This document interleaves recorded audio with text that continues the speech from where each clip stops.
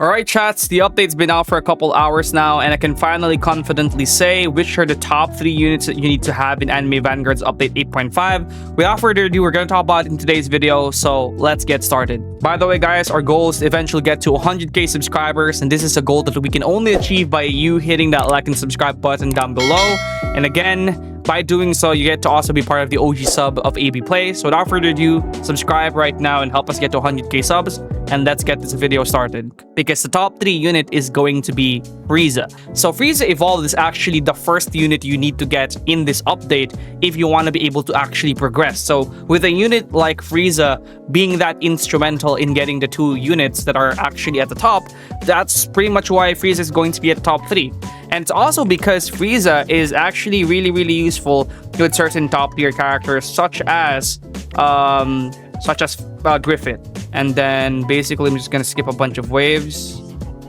Skip. Alright. And then as you guys can see, he has 1.6 buff. And I think it's because he's literally debuffing all these characters right here. Skip wave again.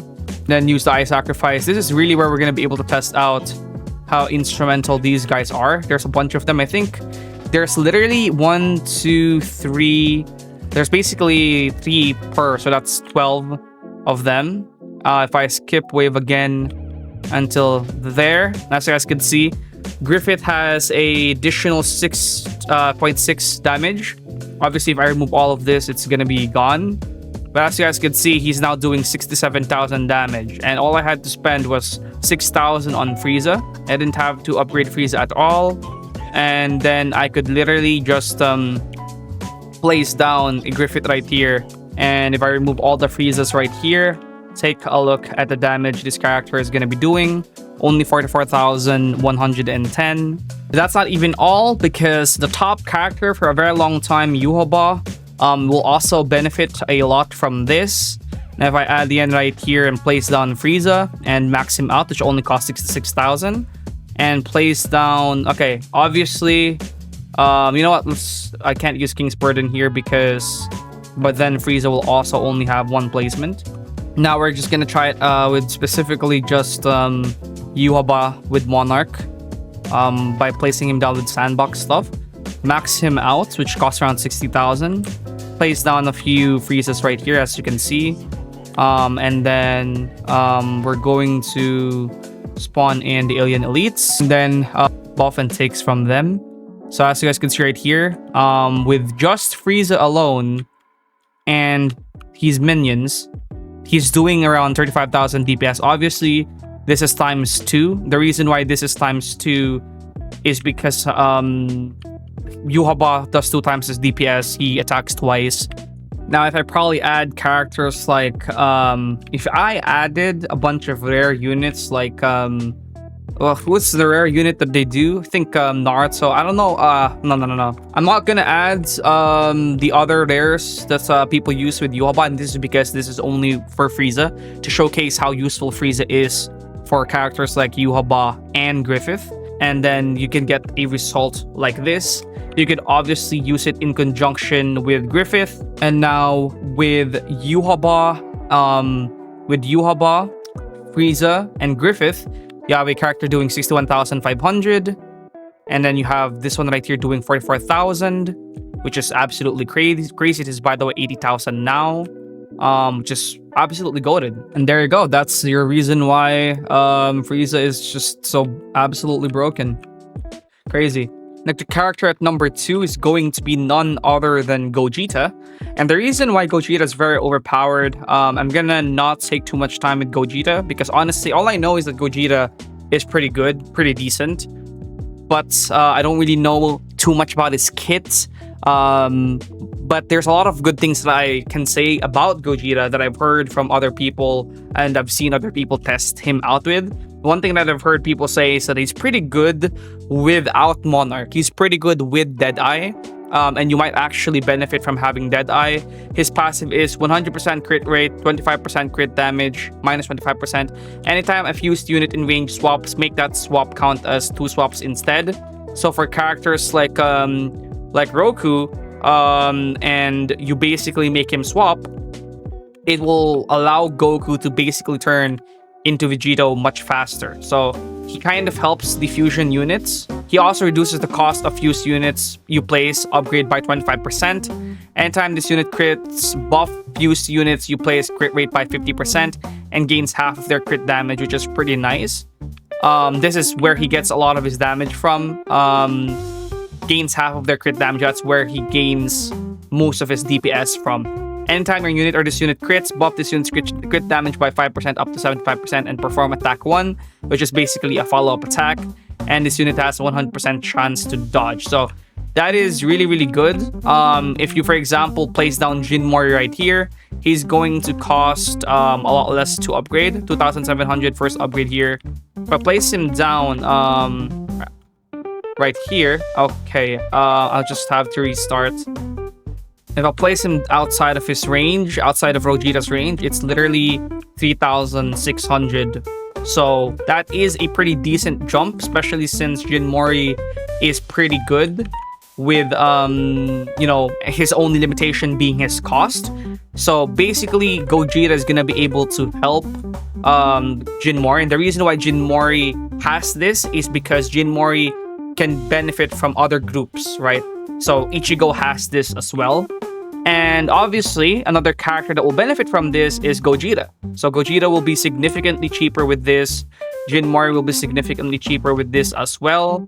And then not only that, Gogeta has other passives and buffs that will buff these units, but will also allow him to gain damage.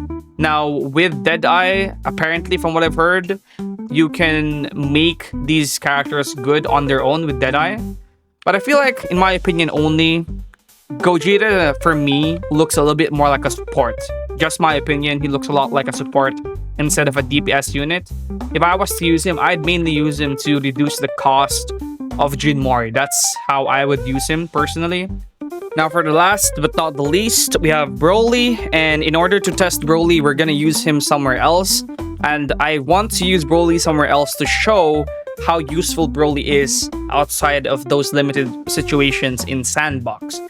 With the other two characters I showed, like Frieza and Gogeta, they're really, really good with the team. But what I want to do right now is show that Broly is good alone, and Broly is good in general. That's what I want to show right now. And I also want to show that he's good in pretty much most of the situations you can find yourself in, such as, say, for example, farming challenges, right? So challenges is double dungeon. We're just gonna place him right here. We're just gonna start.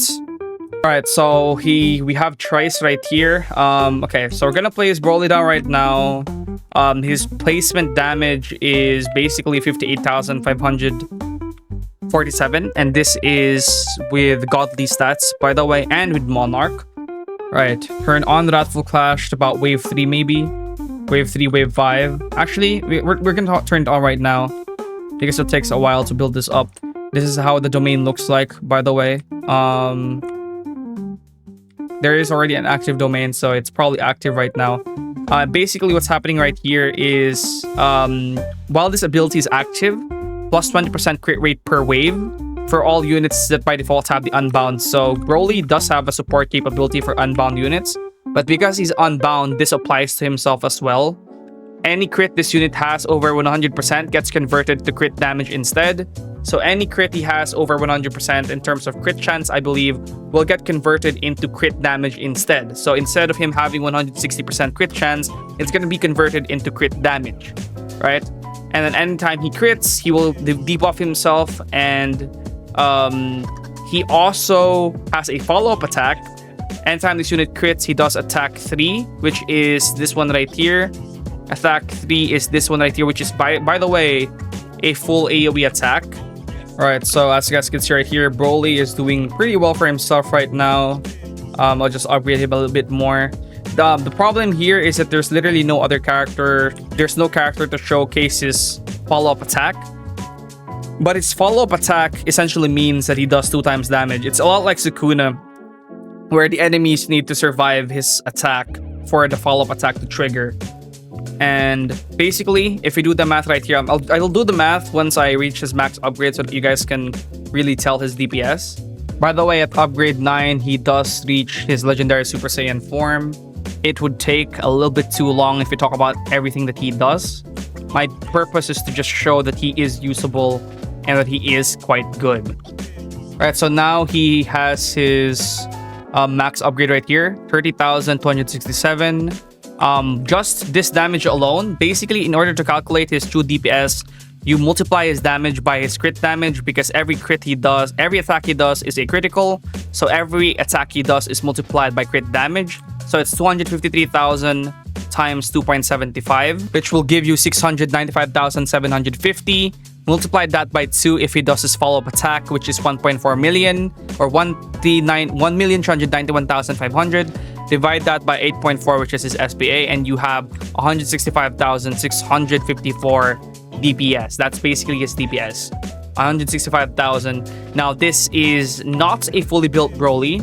This is without a familiar Broly, and he doesn't even have his passive where he gains a 50% damage.